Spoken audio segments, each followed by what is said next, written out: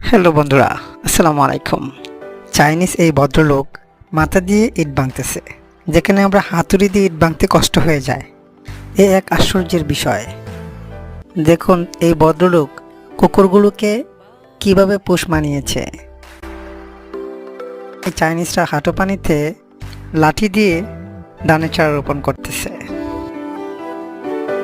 আবার ওরা কোম্পানিতে মেশিন দিয়ে ধানের চারা রোপণ করতেছে। দেখুন উনি কিভাবে ধানের চারা রোপণ করে।